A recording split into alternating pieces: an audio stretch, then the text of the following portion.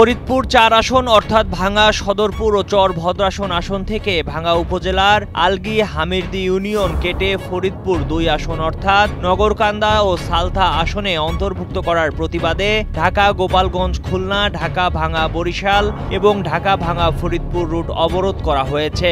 এ সময় স্থানীয় জনগণ রাস্তায় টায়ার জ্বালিয়ে গাছের গুড়ি ফেলে মহাসড়কে অবস্থান নেন। অন্যদিকে ভাঙ্গা রেলওয়ে স্টেশনের সহকারী স্টেশন মাস্টার রনি ব্যাপারী জানান, খুলনা থেকে ঢাকাগামী নকশিকাঁথা কমিউটার ট্রেন ভাঙ্গা উপজেলার হামিরদী এলাকায় বিক্ষোভকারীদের কারণে আটকা পড়ে। এলাকা ঘুরে দেখা যায় গুড়ি গুড়ি বৃষ্টির মধ্যে ভাঙ্গা হাসপাতাল মোড়ে অবস্থানরত বিক্ষোভকারীরা তাদের দাবির সমর্থনে বিভিন্ন স্লোগান দিচ্ছেন। আমার শেষ বন্ধু রক্ত থাকছে, আমরা না, আমার জীবন লাগে, জীবন দেব।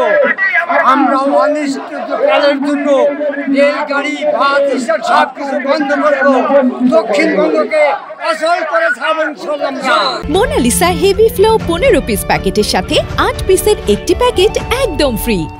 আমাদের ভাঙ্গা থেকে 2টা ইউনিয়ন হামিরদী এবং আলগী নগরকান্দা দুর্বিদের কেটে নেওয়া হয়েছে। এর তীব্র প্রতিবাদ জানাই। আমরা ভাঙ্গা দিয়ে যেতে যাবো না, আমরা আলগী খাই যাবো।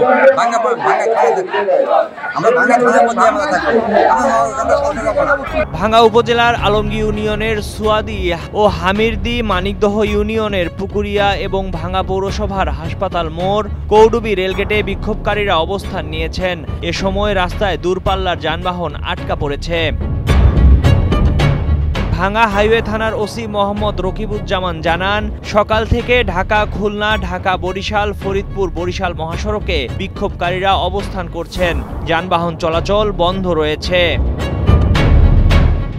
দিলীপ দাসের পাঠানো তথ্যচিত্রে ডেস্ক রিপোর্ট, কালের কণ্ঠ।